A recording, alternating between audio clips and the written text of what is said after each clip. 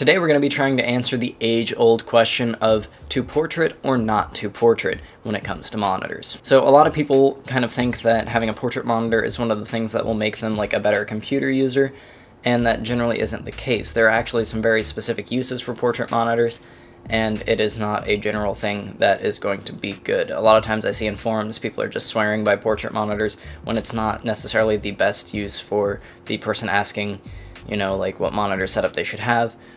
So yeah, we're going to talk about that today. So really there are only two uses for a portrait monitor, and there are some other specific ones that you can kind of assume, but basically if you're going to be doing anything that you need to scroll less vertically on, you can definitely use a portrait monitor. So basically for anything that is narrow and tall on your computer screen, you want to use that for. And the two uses that are the most broad uses are programming and web browsing. Like if you're reading articles and stuff on the web, both those things are going to be very narrow and are going to be rather tall and long, so that allows you to kind of read more without scrolling and be able to, if you're a programmer, see more of your code on one screen rather than having to scroll through it to find what you're looking for. You can just kind of see multiple things at once all throughout the code going down the screen. So those are kind of the two uses for that. You can assume some other uses if you have other applications, but those are the two most general.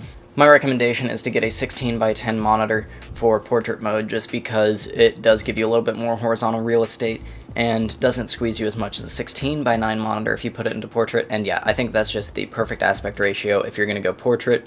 And also, I do not recommend having a portrait monitor as your primary monitor unless you just have to have one monitor. Otherwise, I would throw it in as your secondary monitor, just because portrait mode is not very well supported by a lot of web apps and other just applications on your computer. I would definitely recommend sticking to a widescreen format for your main monitor and having the portrait on the side so you can click and drag your code or web pages or whatever you're going to read over there and be able to read it off the portrait monitor. You can get stands that allow you to quickly convert between the two that are VESA mount, so if you do only have one monitor and you want to switch between portrait and landscape, you can definitely get one of those stands, but overall I think the best layout is definitely to have a widescreen primary with a portrait secondary if you're going to be doing a lot of work with code or other such things. So overall, if you're a programmer, I would definitely recommend getting a portrait monitor as your secondary to help you see more of your code while you're writing it. And also, if you're just somebody who likes to read a lot of web articles, you might find that a portrait monitor gets you a better experience that's more akin to like a newspaper when you're reading those articles, and I think it will be more enjoyable not having to scroll as much and being able to read more off of the page. So yeah, if you fit either of those things, I would definitely recommend a portrait monitor to you, or if you have some other use where you need to scroll less vertically, definitely go with a portrait monitor.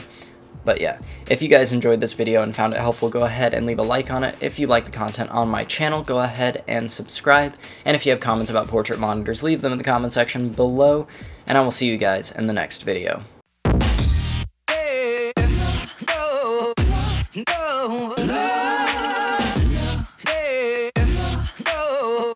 No.